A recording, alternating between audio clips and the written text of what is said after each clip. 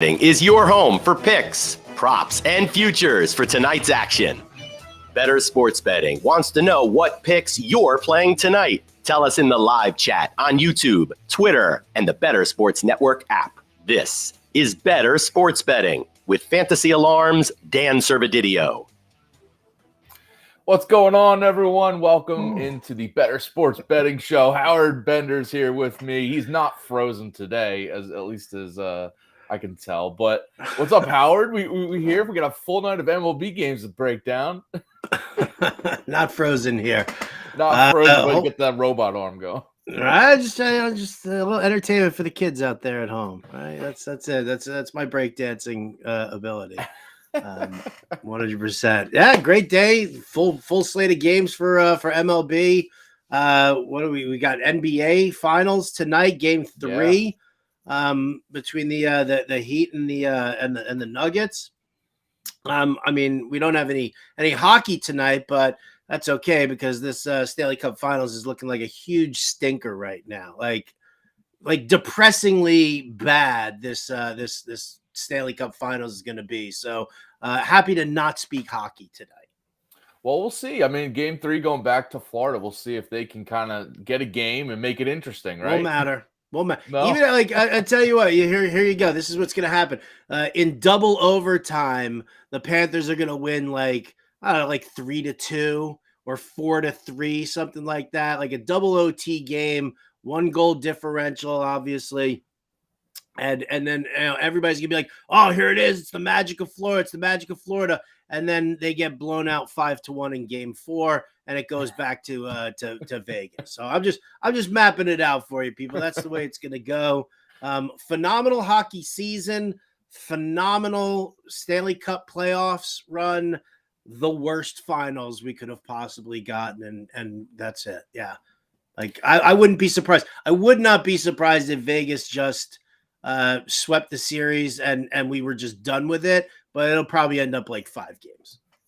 Yeah, they'll gentleman's sweep, right? Yeah.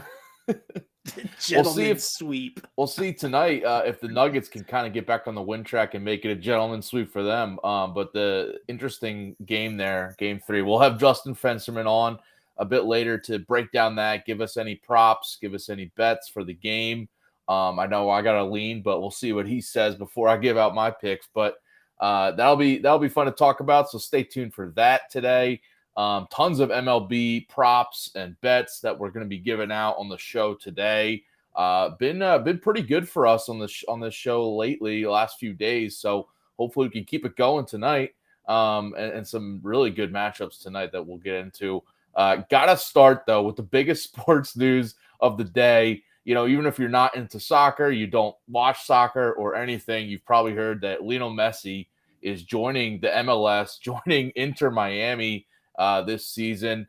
In the middle of their season, about 16 games into the MLS season right now. So kind of a midseason move, but leaving the Europe league. You know, he was with Barcelona, he was with PSG, but now he's coming here to America and MLS, and you see some of the stats up on the screen right now. Just, obviously everyone knows he's one of the best players, him and Ronaldo, of course, all time.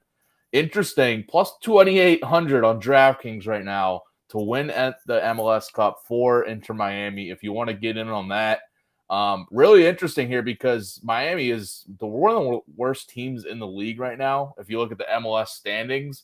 But I'm sure people are going to be jumping on that plus 2,800 because of Messi's name and Messi's, talent. So, just kind of a crazy sports story today, Howard. You know what? I think my definition of crazy might be a little different from yours. It's the same thing. Listen, I'm not going to lie. This doesn't move the needle for me whatsoever. If anything, this is our real life Ted Lasso right now as Zava joins AFC Richmond, who was terrible, right? They were losing early on, and then Zava showed up for like 2 games, and then he disappeared again. But then all of a sudden things turned around for AFC Richmond. I don't know anything about the MLS. I don't know. I remember, is Tony Miola still a goalie in MLS? Is that even I don't know. Yeah, see, for me, my professional soccer love ended when with the disappearance of the New York Cosmos, right? So if I didn't get my, Ricky Davis or Giorgio Chinaglia, like that whole, realm of things, then it does nothing for me here. So love Ted Lasso. I'll watch, all 3 seasons over and over and over again. I will probably watch Ted Lasso in completion more times than I will watch a single MLS game. That's fair. I've watched a bit. I've watched a little bit more than that. I'll definitely tune in for the. Did you have trouble sleeping? Like you were an insomniac, and you were like, I got to figure out ways to put me to bed. Put some Steely Dan on the radio and watch soccer. Like, would that do it for you? If there's any competitive sports on, I'm in. I mean, during the pandemic, I was up watching Korean baseball. I was up watching the Bundesliga soccer. Like, if there was something on, I was watching it. So, if Messi is playing, and actually, I looked up tickets. I'm in the DC area here. I looked up tickets for DC United against Inter Miami when they're hosting them next month. You won't guess how much tickets are. Usually it's about $20-$30 to like go sit up top at this DC United stadium. They probably juiced it to like $120, $125 for a ticket now. They're like $100 right now. Garbage. Come on. Just to go see Lionel Messi. I mean, he's thought of like a god around the world. So, people are going to pay that to go see him play because he's. I pray at a much different church. If you're saying that Messi is God to people, go talk to people in Argentina when he won them the World Cup. They're worshiping him.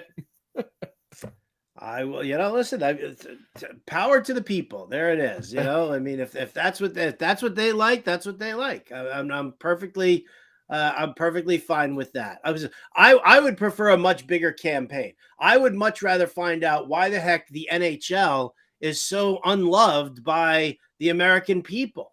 Like, all of a sudden, the American people are starting to embrace soccer more than they're embracing hockey, and hockey is a million times better a sport overall. It's much better. It's much more difficult when you're talking about doing all of what they do on skates. There's hitting. There's like legitimate hitting in the corners, as opposed to the wuss flopping that we see all the time in soccer. It's like fighting. Come on. I mean, yeah, I don't know, man. I don't think this was the direction of the conversation you were hoping for when you were bringing up Lionel Messi signing with Inter Miami for me. But come on, man. I would much rather see hockey get its due than to worry about Messi playing for stupid Inter Miami. I'm sure Jim Bowden's gonna like laugh it up on the Fantasy Alarm Show on Sirius XM when he's suddenly like the biggest soccer fan in the world. Oh yeah, he's a Miami. He's in Miami. He's gonna be rooting for. He's gonna be going to games, I bet. But yeah, listen, the NHL, maybe they just need a show like Ted Lasso to get some interest in the sport, because obviously the Ted Lasso show has really generated interest in soccer. So. Dude, everybody should go back and watch the movie Slapshot. It is by far and away the greatest hockey movie ever made. And if you want something a little softer, a little more pretty boyish, then go to Youngblood with Patrick Swayze and Rob Lowe. Like, I mean, you can do that if you're younger generation and you're looking for, like your Stifler buddy from the American Pie movies. Well, then damn it, there you go to Goon. There are plenty of hockey movies out there. I am not watching Bend It Like Beckham or Victory. Was that the one? Like, I can't stop talking. I'm so about Howard. From a young person's perspective here, those movies you just named are older movies. Like, people my age and younger don't really want to go back and watch these old movies to get interested in hockey. You know what I mean? Where if there's something new like Ted Lasso just came out, people are going to be watching that. I can't even look at you right now. I can't even look at you. Well, let us know in the comments which side you're on. If you want to watch a NHL show or NHL old movie, or if you're really into Messi going to Miami here, let us know in the chat. Or of course, any MLB. Don't let me know. You can let Servo know. Don't let me know. Any questions you got for tonight's games, we'll definitely answer those. So send those in instead. All right, we're done talking soccer. You can all wake up now. People love soccer when the World Cup comes around, but when it's like right now, people didn't even know Inter Miami probably existed before today. So, all right, let's link Howard up here. Howard, we got PGA DFS playbook up on the Fantasy Alarm right now. How about golf, huh? Is golf gonna win? Somebody just son of a bitch! You just tried to wake me up from my soccer slumber with golf talk now. Come on. Oh, Actually, man. I don't mind golf. Watching golf actually relaxes me. Soccer bores me. Golf actually relaxes me. So if you want to talk about the playbook for DFS, by all means. Who's Drew Phelps picking tonight or this week?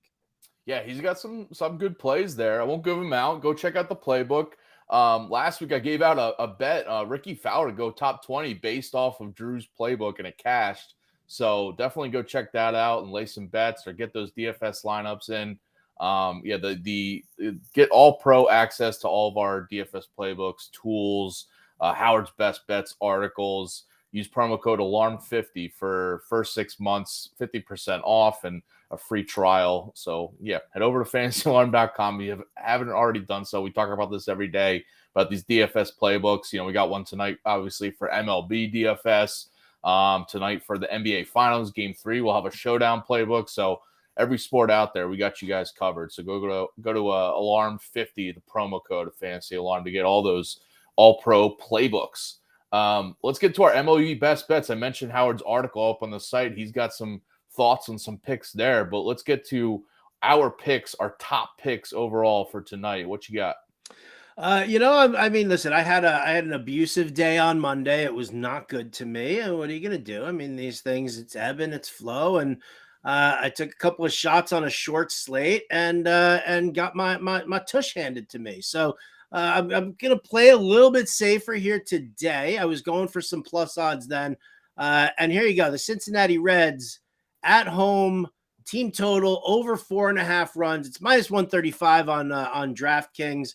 And I mean, listen, it's Noah Syndergaard on the mound. So, if you just want to, you can probably load up on some stolen base props. I might have another Reds prop to talk later with, but Noah Syndergaard in 6 out of his last 7 starts has given up at least 4 runs, and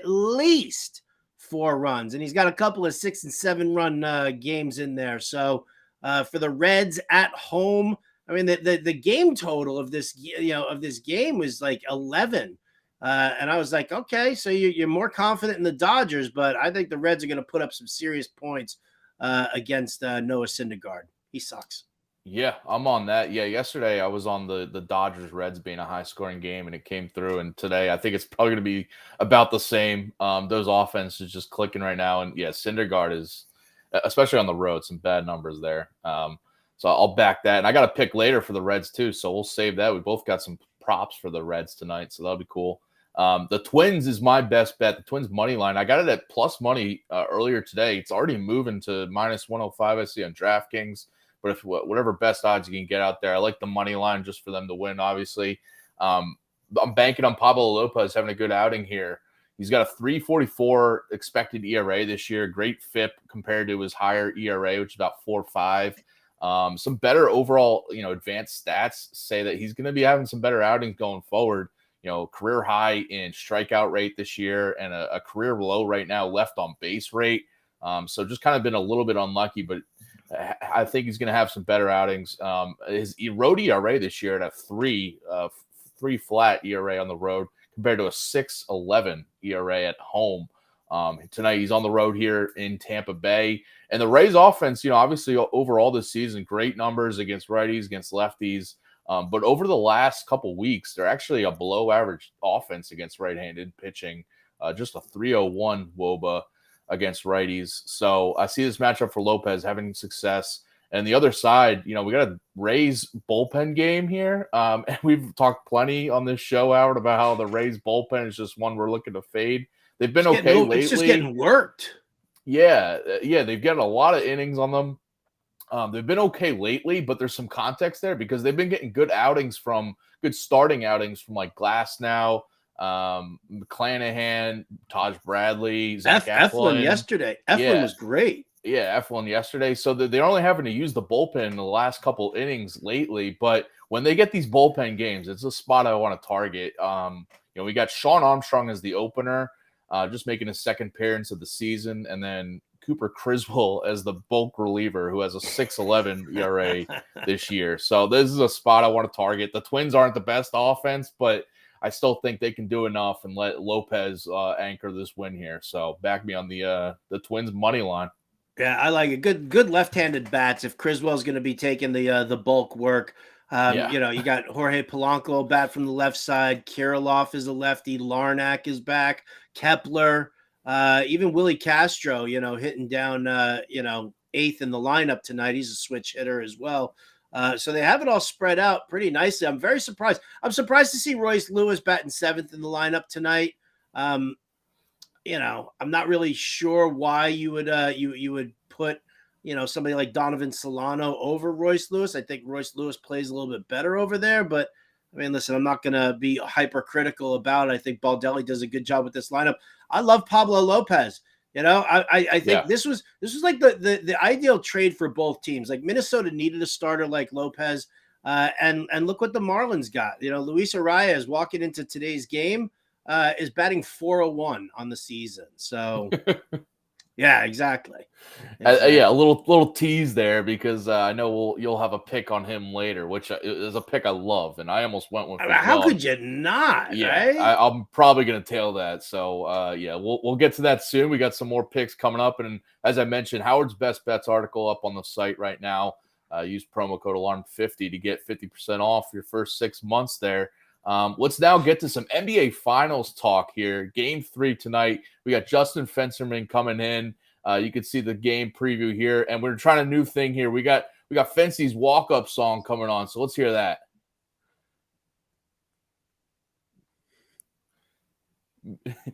Don't hear it right now, but I don't hear it. There it is. Get yourself pumped up with some Fency.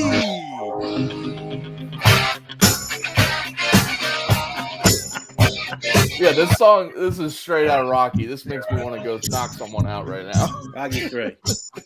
Yo, Howard.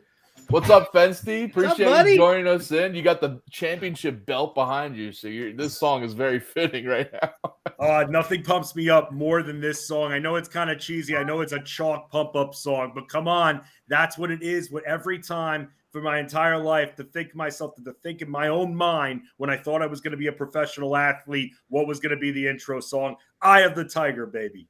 Yeah, Better Boss chiming in on YouTube that he approves it with those emojis there. Emoji approval. All right, so wait. So Eye of the Tiger is Fensty's walk-up music. Servo, what would your walk-up song be? Have we discussed this yet? I have thought about this. I would go for something like funky to kind of get the juices flowing, get the whole crowd dancing as I'm walking up to the plate. So I'd probably go with like a Superstition by Stevie Wonder, something like that. Ooh, I like it. I'm a little surprised. I thought it was going to be Getting Jiggy with It by Will Smith.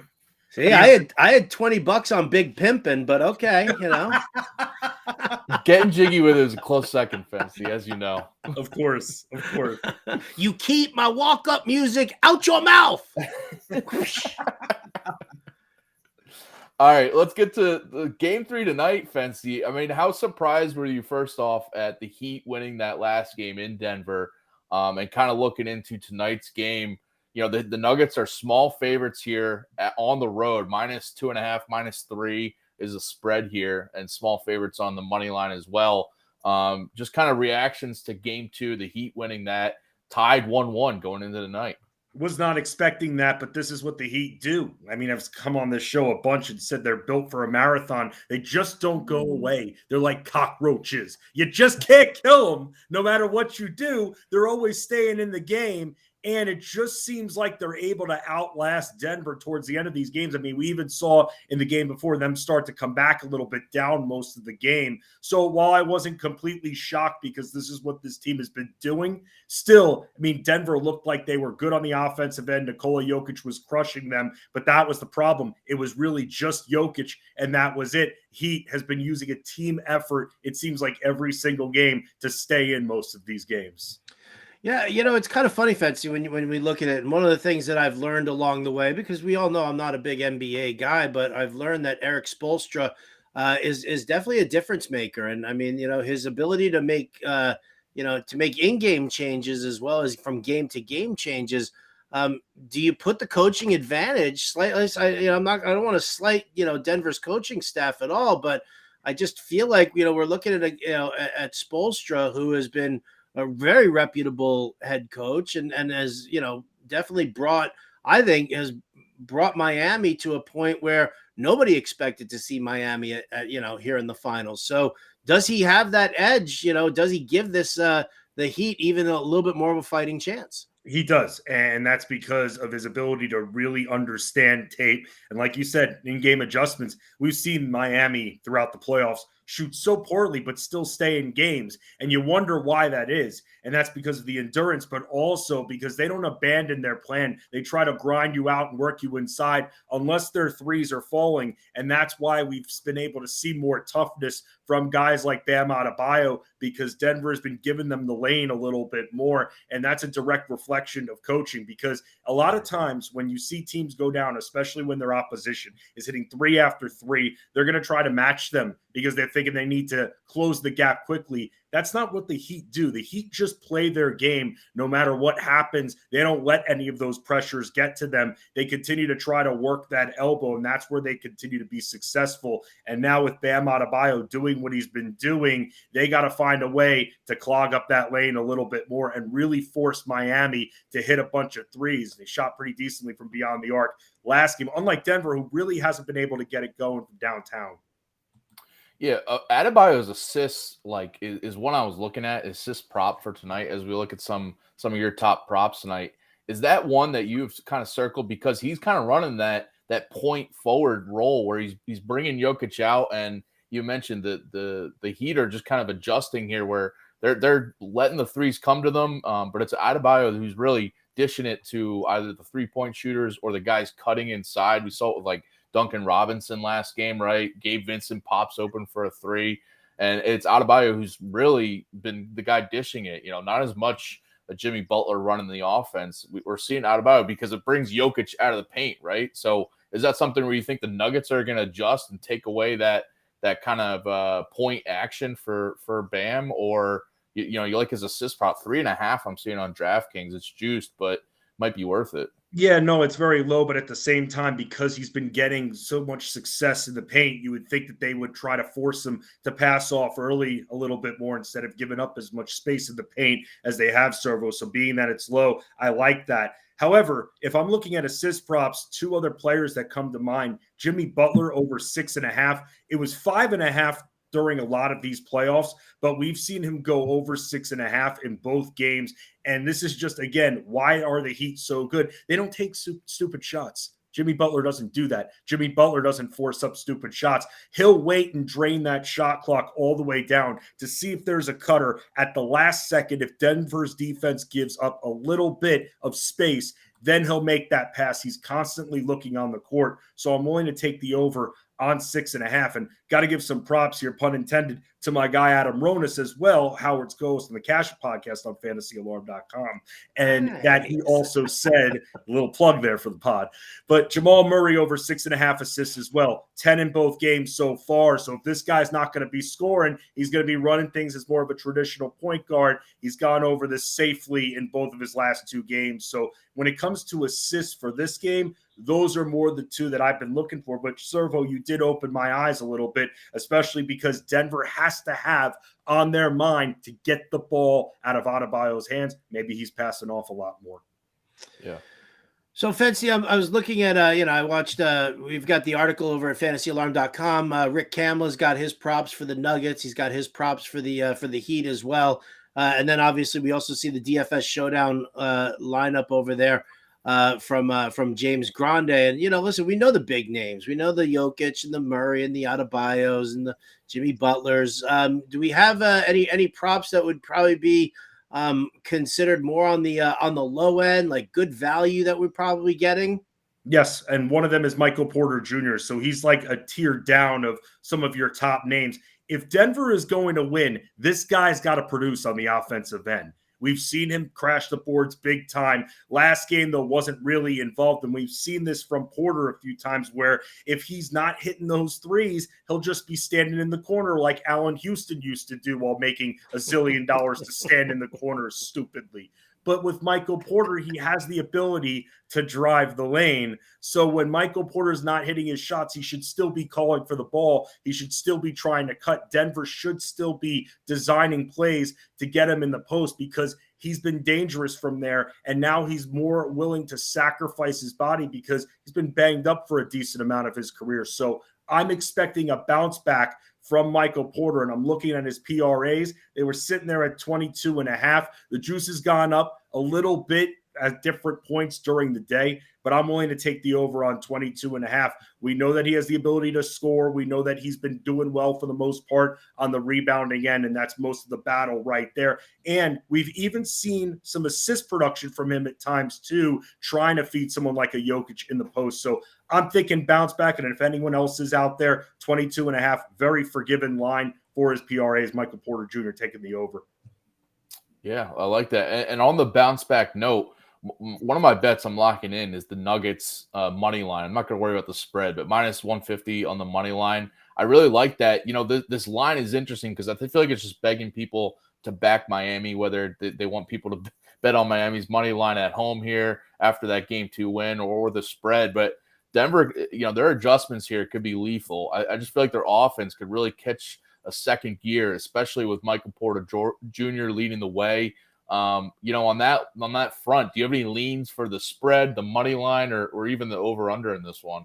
Yeah, I was looking at the money line as well, because when you look at this Denver team, considering they're a 1 seed, to see them at minus 140, minus 150, that's actually very appealing, like you just pointed out, Servo. And especially if I'm going in with the mindset that Michael Porter Jr. is going to have that bounce back game, and still thinking that Miami's going to let Jokic do whatever he wants and try to close down every other player. That way you have Jokic draining the shot clock and Miami can keep up from a pace standpoint. You also can eliminate all the other players, or most of them, from getting into true rhythm on the offensive end if you just let Jokic score his 40 to 50 points here. So for me tonight to think that Michael Porter Jr. is going to bounce back, I'm thinking this team as a whole will bounce back. So I like them on the money line. I also like them on the spread as well at 2.5 before. Now it's up to 3. Yeah. I still like them there. So I'm team Denver tonight. And I don't mean to disrespect Miami or anything like that, but the Denver team that I think we're going to see tonight is going to be the team that we saw in Game 1 rather than the team that just disappeared in Game 2. Because let's not forget, guys, they weren't bad last game. They just ran out of gas. They just hang around. So if you're seeing Denver up, let's just say 15-17 going into the fourth quarter, don't think the game is over. This Miami Heat team just doesn't go away. I love it. Fancy, one more from me before I say, my piece. Listen, this is obviously because, shout out to Shen Blunt over at the Sirius XM. She's my producer for the Fantasy Alarm Show. And of course, our New York Jets quarterback is one of the ultimate Swifties out there. Fancy, what do you think about this NBA Taylor Swift curse that we're looking at right now? So if you haven't heard, every team that's in the NBA playoffs that Taylor Swift is playing that city, they've lost. Now there's a July 15th concert in Denver. We already saw, they have later shows in LA and in the San Francisco area already scheduled. Those teams have lost. The one city that Taylor Swift has not played nor is scheduled to play on this tour is Miami. Fensty, are you sprinkle a little something plus 225 on the Miami Heat to win this whole series with the Taylor Swift curse? You know how there's narrative street? That's narrative country right there, Howard. How deep are we going to dig right there? Seriously. I mean, and that's what everybody's talking about, too. That's what it all comes down to. Taylor Swift, where she's playing, and who she's reportedly dating at this point. She's a national treasure. I'm not going to take that away from her. But, I mean, listen, if this is the case, if there is any truth to this curse, Fedsty, I mean, listen, plus 225 when its series is tied at 1-1. I don't know, man. Half a unit. You're talking to the guy that doesn't try to believe in birthday narratives, let alone this of all things as well. Geographic concert correlation, Hal. I'm sorry, I'm not fun like that. On that note, Fedsty, last one for me before we let you go. When you look at the series prices, if you're looking at, Nuggets to win in 6 or Nuggets to win in 5, or if you want to go the Miami route, if they could win, is there kind of something you foresee happening between tonight's game? We got a game Friday night, and then I think Sunday night is there, or Monday night is the next one. So I'm not sure if we'll talk to you before any of those games, but kind of seeing how this series might play out. We'll say, if the Nuggets do win tonight, how do you see game 4 going? Is there any kind of value backing the Nuggets on the series prices or the Heat on the series prices right now before tonight's game? Denver wins tonight. I'm thinking they're going to win in 6. I'm thinking that they're going to split in Miami. And now I know things have changed a lot through the years. It used to be the series format 2-3-2, where you'd have games 3, 4, and 5 to the road team, to the underseeded team. But that's not how it is anymore. It's 2-2, 1-1-1. And it's been that way for over the last few years, which I think is better. I think that there's a split in Miami if Denver wins tonight, which I'm thinking is going to happen. And then I'm thinking Denver's going to end up taking it in 6. I'm trying to get myself to believe in Miami. We'll have to see how they come out tonight. But if Denver wins tonight, I'm thinking Denver's going to finish this in 6. Gotcha. All right. We'll lock those bets in, people. You'll be live on the Bettor cast on Sirius XM tonight, right?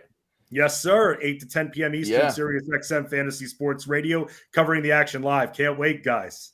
Sweet. Yeah. If you get some live bets in with Fensty and Ronas is with you, right?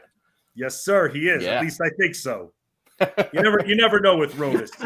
Could change. No. You know what? Listen, I was just recording Cash It with him, and he was like, "Oh God, I gotta do the show with Fensty." So let me go. I mean, he's like that every day. He was like, "Let me go for my walk right now and try and clear my head." I know it's funny because half the time, and he won't admit this to you, he'll call me while on that walk. I mean, I'm like, how stupid can you be, Ronas? You're trying to be stress-free, and why are you calling me? Oh, he's doing his prep work. You boys are adorable. Yes. I'm like, what are we going to fight about next tonight on the show? Yeah, that's a daily occurrence here. It's like my work life. Well, Fensty, if we listen to your NBA advice, I know I won't be stress-free tonight. So I'm glad we're lockstep on the Nuggets tonight. We'll see if they can pull it through. Definitely go listen to him tonight with Ronas on Sirius XM Fantasy Bettor Cast every Monday through Thursday on that show, killing it, and has been all season for Fantasy Alarm's NBA team. So appreciate you joining us here, Fensty. We'll definitely have you on again sometime soon. Guys, thank you so much again for having me. See you, man. Yeah, there's the series prices for tonight's game, for game 3 tonight. So definitely going to be a good watch tonight. And then we got the Stanley Cup Finals game 3 tomorrow. As Howard said, the series might be over. So it's going to be a stinker. We're going to be a stinker. Yeah, there you see the schedule. Yeah, Thursday night is game 3 and then game 4 on Saturday. So we'll see if Florida can make it interesting. Plus 420 on the odds there. And by the way, we were talking Monday about the Taylor Swift curse. And you mentioned, oh wait, Vegas did have a date on Taylor Swift's tour, so they're out of the parlay. Yeah. We had to nix that parlay completely just because apparently Allegiant Stadium was the second stop on the tour. So right after she screwed over the Phoenix Suns and all their fans, then she just went to Vegas to immediately, say, hey, listen, this doesn't apply to hockey. I'm telling you, man, Golden Knights, take it. I'll bet you Adam Bernard agrees with me right now. I'll bet you he does. He's our producer. I think he should pop in here. We know he can sing Adam. Some Taylor Swift. So as powerful as Taylor Swift is, I don't think she's going to affect the Stanley Cup much at this point. Especially no. We're done with the Stanley Cup. With that, Stanley Cup's over, Adam. Admit it. It's Stanley Cup's over. I took Vegas in 6 at the beginning of the series. I almost went 5, and now I'm kind of wishing I went 5.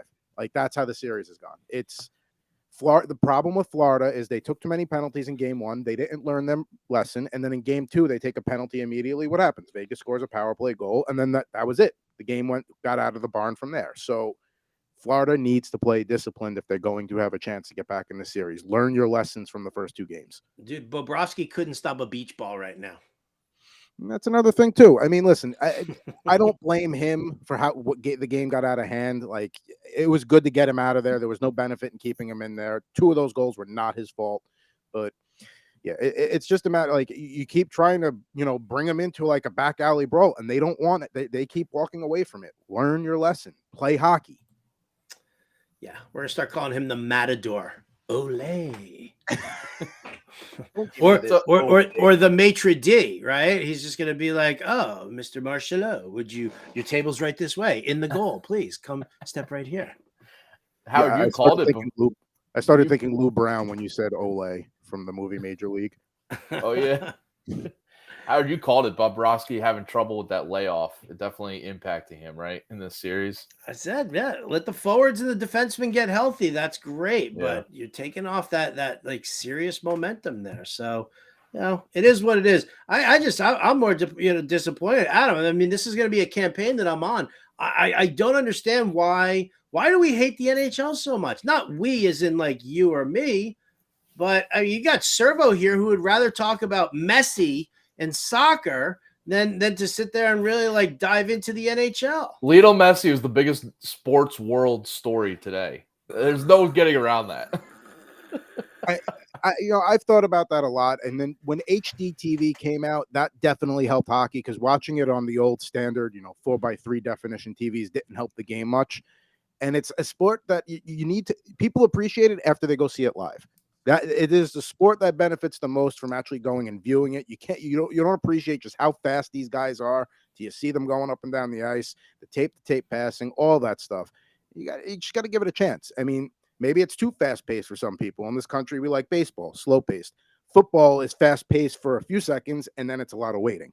Basketball is the exception to that rule. We love golf, and now soccer's become like maybe it's just too fast paced for people. They don't have the attention span. That is a good point. The going to a hockey game is definitely a different experience than watching it, obviously. But like on the flip side, going to a football game is boring as heck, but everyone is still gonna watch it on TV. Dude, sitting there on TV, it's not much better with all the TV timeouts that you take, and I mean, it's like you're pulling teeth. I mean, I can't imagine. I mean, hockey being that fast paced. If they're watching basketball, is basketball viewing basketball much different than viewing hockey? We don't have the dunks that go on there, but play goes down. You get the point guard. He's setting everything up. They're passing the ball around the perimeter. They're it's no different than in hockey when they're setting up in somebody's zone and they're passing the ball in the perimeter, the puck in the perimeter, and they're trying to, make something happen there. Like, to me, it's an exciting game to watch on TV. It's even better live, sure, because, football, I mean, are we just a bunch of just cement heads where it's like, oh, it must be football, right? And not like appreciate a game like hockey like we should. Baseball, it moves slower because it's strategic, and they've paced it up now. I mean, you're getting games that are finishing in 2 hours now. But come on, how much football do you actually watch when you're watching a 3-hour game? Like, how much? I mean, you're watching maybe 15 minutes of action. It's like you might as well just go to the red zone and watch The Witching Hour, where wins become losses and losses become wins, right? Like that's where all the action is for a football game. It's like what happens when they're in the 2-minute drill. Hockey, you get that all the time. It's always happening. There's amazing shit to watch, and they're doing it on skates, people. Yeah, if you watch a condensed NFL game, it's like 15 minutes of 15 to 20 minutes of actual plays. Same thing. I mean, baseball is probably even shorter. I think it's about 10 minutes. But yeah, there's well, that's the thing with hockey though, is because you're comparing to the NBA. My wife, she always makes these comments about, like, if I'm watching the NBA game, she's like, it's 100. Like, how both teams have scored 100 points in their last 2 minutes. Like, how is it still this close after both teams have scored? And it's just like, that's one of the things about NBA. You can miss baskets, multiple baskets. You can miss a whole half in the game, and it's still going to probably be close at the end. But hockey is like, we were watching with the Golden Knights. It could be over early. It could be they could score a bunch late, but if you miss it, you're missing like the few goals that actually are happening. The one common complaint I've heard is that people have trouble following the puck live because it moves too quick. So that's one thing, but I mean, well, then know. you should do Train more your eyes drugs for it. and watch the trailers, right? I remember that was like, remember when they put the chip in the puck, and they were trying to show so it like glowed blue on the TV, and then when they took like a slap shot, it had like the red trailer to it. I hated that. Everybody hated that. Dennis Hopper was hysterical. He's like, yeah, everybody's complaining about. I saw him at the ESPYs, and he was like, everybody's complaining about this. I've been seeing those trailers for years and years and years on the puck. So I just want to point out that Howard's solution to people not liking watching hockey, he just said, do better drugs. Do better drugs, absolutely. Like if you're having trouble following the puck, telling it's you, a reasonable and effective solution to the problem. So let's make the puck like hot pink. You know. I don't give a crap what color you make the puck. It shows up better on the ice as black, but I mean, goalies tend to prefer black in a sea of white so they can actually see the puck coming at them at 90 miles an hour. So, right. So let's make the puck white and just have chaos. It's the advertisements around on the inside of the ice that keep changing like mid-play. Like maybe that's what it is. I don't know. You know what, people, hit me up on Twitter at RotoBuzzGuy. You see that right here, right underneath me. And hit me up. Why do you hate hockey so much? Why are you so stupid and you hate hockey? That's what I want to know.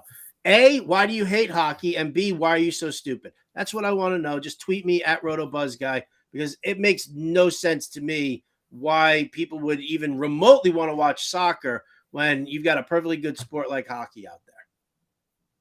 And with people that, people want to say hockey's low scoring. Soccer is 0-0 half most of the time, or 1-0 finals. So it was 7-2 last night in hockey. Come on. Oh yeah. Hockey's usually more high scoring than soccer, unless you get some of these mismatches, Barcelona against some low league Spain team, which I don't even know. So I'm gonna just move on. And by the way, tomorrow night, thanks Adam for jumping on. We'll be definitely breaking down Game 3 for the Stanley Cup for DFS and for betting, as we have a DFS playbook up on the site.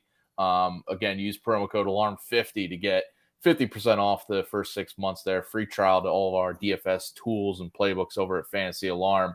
And we got one up for MLB DFS slate today, and the cover athlete is Ellie De La Cruz, which Justin Vreeland's put as his cover athlete. He's been on a couple covers, articles up on the Fantasy Alarm site lately, and also the MLB prospect article that just went live by Matt Sells. So definitely check that out. But with that, I just wanted to throw out this pick because I'm going with Ellie De La Cruz plus odds to steal a bag tonight, plus 260 on DraftKings.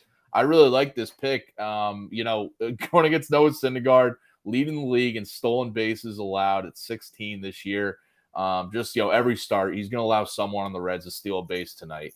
And I like these odds on De La Cruz because, last night I backed, me and Mpemba both backed his hits, runs, RBIs, his total bases, and it paid off. He did well in his debut, obviously.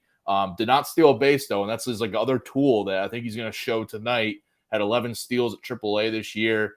47 last year through both levels of the minors. So I think if he gets on base, they're going to let him run today. He's going to be looking to run against Syndergaard in this tasty matchup for him. Yeah, I would love to see what the over under for stolen bases will be tonight for the Reds, because you got a number of guys who can steal some bags there. So I love the Ellie De La Cruz part. I threw a prop down there. Matt McClain over 1.5 hits plus runs plus RBI. It's minus 135 on DK. Listen, I don't love betting, minus 130, minus 140, but at some point you just kind of you got to roll with it. You definitely have to roll with it. And for me, Matt McClain, super hot hitter right now, batting second in that lineup. With Ellie De La Cruz batting behind him, I think, the run scored will be nice and easy. He'll get on base. I'm loving on that. Yeah, I like that. Yeah, there's a few Reds props you could go with tonight, in addition to your best bet of the team total over. This matchup at home in Great American Ballpark against Syndergaard is pretty tasty. But of course, can we just Talk about the fact, because listen, I don't know if you guys were doing strikeout props yesterday, but I am willing to bet that if you were betting strikeout props yesterday, you were all in on Mitch Keller against the Oakland A's. I'm sure somebody Yep, was I all in. was. That was Yeah, that was okay. one of my picks. So I'm sitting there yesterday, and I was all in on Mitch Keller for DFS. I was doing the playbook Yeah. at Fantasy Alarm, Why and not? I was all in on. And then all of a sudden, everybody and their grandma was screaming, Mitch Keller, Mitch Keller, Mitch Carroll, take Pittsburgh on the run line, take Pittsburgh on the money line, blah, blah, blah, blah, blah, blah, blah. And I said it right there on the show. I was like, everybody being in on this, like all of a sudden now it makes me want to not bet it, because I'm now concerned that everybody's so on Mitch Keller. Like, everybody was like, why is his strikeout prop so low? It's 7.5 right now. He's gone over this amount in 5 of his last 6 starts. And I'm like, what does Vegas know? And then sure enough, Mitch Keller shits the bed. So now all of a sudden I'm like, everybody's in on the Reds. Now I'm starting to get a little nervous. Syndergaard's going to throw 7 shutout innings tonight. Gem, right? 7 innings, 2 earned runs. Going to be, like this, 6 strikeouts. And all of a sudden everybody's going to be like, Thor's back. Yeah. Yeah, that Mitch Keller thing from yesterday was, I agree. It was interesting to see his line so low. And I guess I did fall for it because I was going to pounce on it. And I also gave out the Pirates run line on the show because Me too. I mean, dude, just on the, Keller versus Caprillion was the pitcher for the A's. Right? It's unbelievable. That's you can just cue in John Sterling. Well, that's baseball, Susan. Yeah. And by the way, the early game today, the A's put up 9 runs against the Pirates and won that game. Don't wake up the A's here. They're coming now. Oh, well, I mean, listen, you know what? It's also an indictment of the fact that Pittsburgh is that bad. And we forget about that. You get off to a hot start. You're playing in a division that's like super soft and squishy. Why not? Why not? I got some more bets if you want them, Servo. Throw them at me. Yeah, I got some more too. All right. I'm going to start with your native sons, the Philadelphia Phillies. Yeah.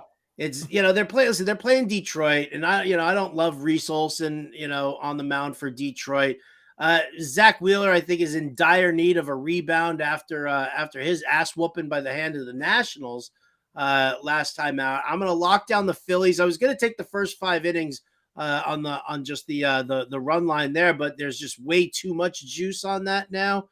That was at like 150 this morning. It's probably at like 160, 170 now. So I'll take the Phillies on the run line, minus 115 on Caesars. I got it. They have to win by 2. I'm okay with that. And then I'm going to take one of the hottest hitters in baseball right now. He went 0 for yesterday, but I think he gets back on track here. Nick Castellanos, over 1.5 total bases. And I'm getting that at even money, basically, on DraftKings. So Phillies on the run line, Nick Castellanos, over 1.5 total bases, locking those in.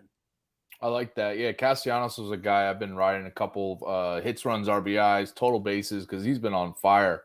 And they did an interesting thing that the Phillies, they moved him up to second, and they moved Trey Turner down in the lineup because Turner was struggling, and Castellanos has been on fire. And I think it's helped Castellanos just be, he's got Harper hitting behind him now. And Schwarber hitting in front of him. So he's getting some great pitches to hit, and he's killing it. So I like that. Sacrificing a little bit of power for batting average, which I'm okay with. I mean, I would have taken him on the hits plus runs plus RBI, but they had it at 2.5 when I was looking this morning. Yeah, and his is one that's now been up to 2.5 because of how hot he is. So yeah, that's the one where you can. All right, now let me just go to the total bases and it pays off. I like that.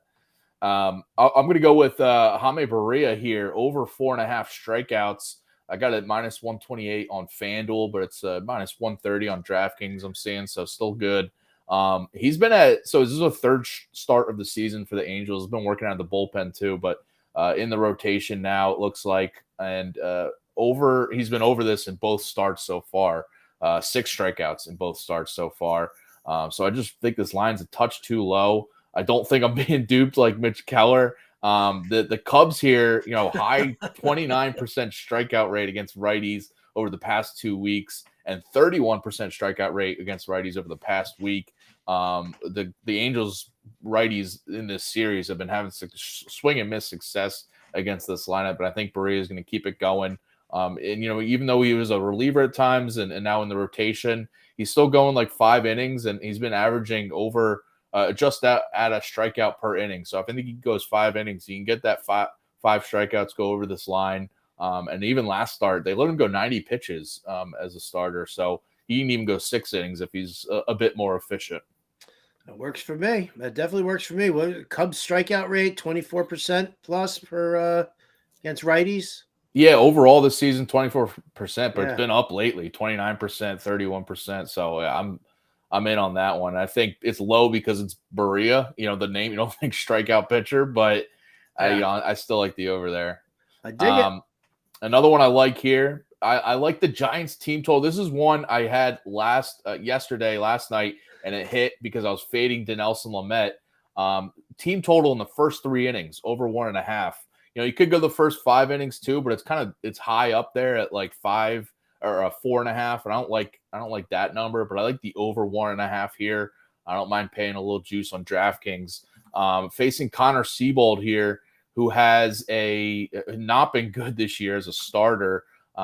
Where's the number here? It has a 5.46 ERA this year as a starter, and given up 13 runs over his 3 home starts in Coors Field. So this Giants offense, already a top 5 offense against righty pitching this year. And I think in Coors Field, they get that boost. This came through last night, as I mentioned, against Lamet, and Siebold here, I think, is going to kind of do the same thing, run into some early trouble. Has allowed at least 2 runs over the first 3 innings in each of his 3 home starts this year. So I think the Giants offense can do something here. I definitely think the Giants offense could do something here, right? You've got Conforto back. Tyro Estrada is healthy. He's activated. Is Lamonte Wade probably one of the most underrated players? On base all 6 times yesterday. He was the cover boy of my playbook yesterday. Yeah. 3 He's hits. so good against righty pitching too. Yeah, and batting leadoff, 3 hits, 3 walks. It was definite gold for him there. So I love that call there for the Giants, jumping all over Seabald nice and early. Sweet. You got 2 more picks right before we get to some home run calls. Oh yeah. Well, let's just go to the Marlins game, huh? How about that? That's actually going to be starting up a little early, 6:40 Eastern. Miami hosting the Kansas City Royals, who are trash. It's Jordan Lyles on the mound. I get as excited about like Jordan Lyles as starting as I do when Wainwright's starting, when Noah Syndergaard is starting.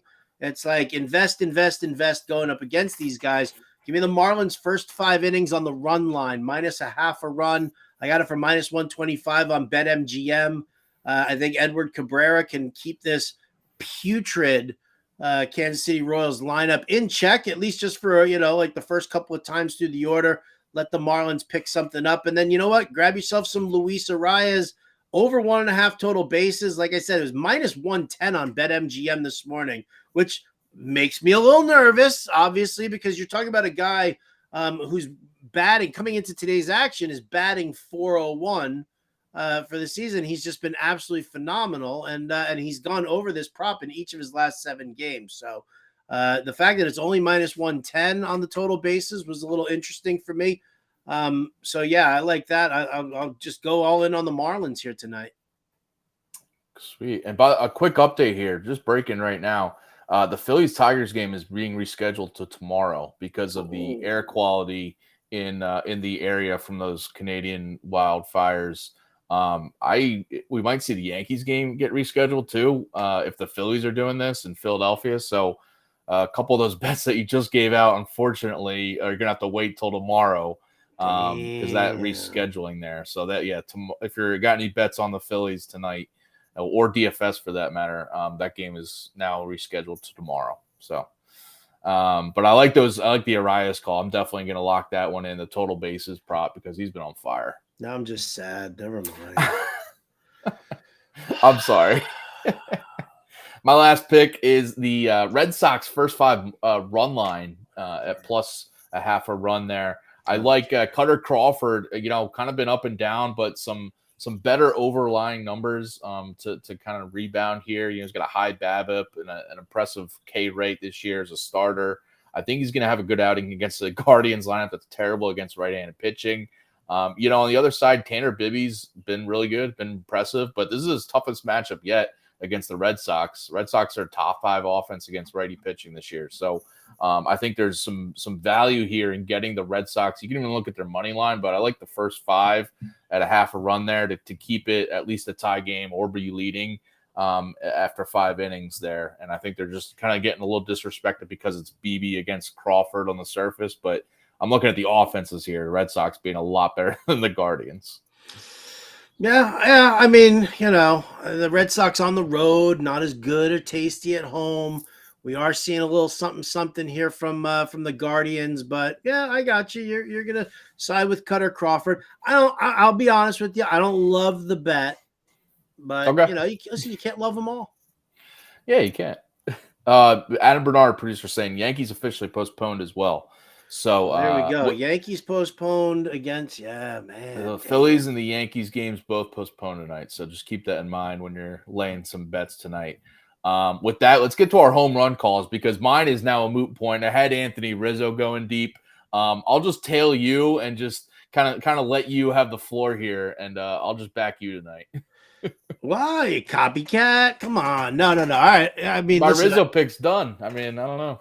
I know. You don't want to just take a stab at something. Why don't you say Mike Trout? You know what? I'll go Homer and say Castellanos going deep and back your total bases prop. But that's just stupid because the Phillies game has been postponed as well. Oh, it has. Yeah, you know what? Shohei Ohtani against Jameson Taillon. All right, there we go. There you go. Do that. Back Jaime Barria and his strikeout prop with a little splash of Shohei Ohtani. Okay, I'll do against that. Jameson Taillon. I like I took Yordan Alvarez and I think it was like plus 300.